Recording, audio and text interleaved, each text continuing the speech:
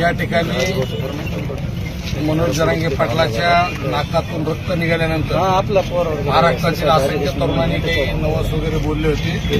त्याच्यापैकी एक आबासाहेब देशमुख यांचा एक नवस होता की पायी दिंडी घेऊन जाऊन 1 तारखेला मनोज जरांगेच्या वाढदिवसाची तुळजापूरच्या देवीची पूजा वगैरे करायची असा त्यांचा नवस होता.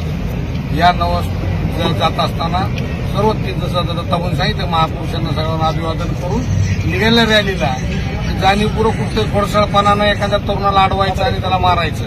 मी या ठिकाणी प्रशासन असेल किंवा आमचे राज्यकर्ते असतील, मी मुंडे साहेबाला सुद्धा एक नम्र विनंती करतो की पल्लीचं जे भयभीत झालेलं वातावरण हे थांबवाच आहे.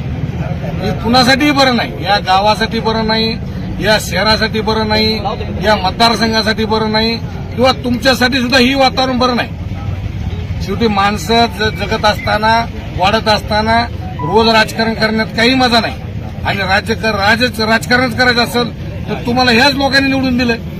गेल्या वेळेस आता ही जी यात्रा जी बसली, या यात्रेतले सगळे तुमचे मतदारच आहेत. डायरेक्ट धनंजय मुंडेला मतदान दिलेलेच लोक आहेत. ती सगळे कुणी विरोधातलं आहे का? कुणाला मतदान केलं तुम्ही गेल्या वेळेस? धनंजय मुंडेला मतदान. कुणी मतदान केलं होतं तुम्ही? कुणाला केलंय? मुंडे साहेब ही मतदार आहे तुमचा. मतदाराला जर कुत्र्यांनी मारायला होतो तुम्ही कशासाठी म्हणजे राजकारण तुम्हाला करायचं काय साध्य? तुम्हाला दिसेल त्याला याला मारा काय? परळीत आमची अशी इच्छा आहे की मी प्रशासनाला सुद्धा विनंती करतो, वरी सुद्धा आयजी असतील, एसपी असतील, डिवाईस असतील, पीआय साहेब असतील, जरा थोडा तरी पोलिसाचा धाक ठेवा. थोडं पोलीस प्रशासन थोडं काम करा. कायदा ही गोष्ट राहू द्या ना. तुम्ही कायद्याचे जर संपून टाकीत असताल तर मग ही काय शेवटी बिहारच्या पुढे जायची वेळ आली. सर्वसामान्य माणूस इथला भयभीत झाला. आता हे राजेभाऊ फड आहेत, का मराठीचे आहेत का? हे त्यांचं ह्या दिल्लीचा सत्कार करत होते. हा ही जातीवाद आणला कुठला? कोण जातीवादी आहे? मराठा समाज केव्हाच जातीवादी नव्हता, पुढे होणार नाही. आता थोडं मनोज जरांगे पाटलाच्या माध्यमातून या आरक्षणाची लढाई आहे. मराठा सर्वसामान्य गरजवंत मराठ्याचा लढाई.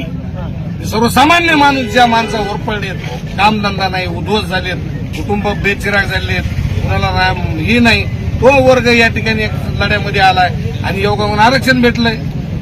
कुणबी सर्टिफिकेट बऱ्यापैकी लोकांचे आता कुणबी सर्टिफिकेट निघालेत. काल आणखी आरक्षण ही केलंय. काल आता व्हॅलिडिटीला 6 महिने वेळ वाढवून दिलाय.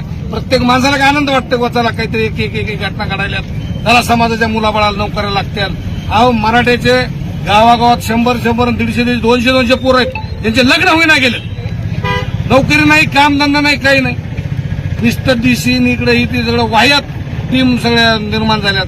म्हणून आणखीनही आम्हाला ही काही विषय काय राजकारणाचा नाही, राजकारणाचा पुढचा विषय. याच्यामध्ये सर्वसामान्य माणसं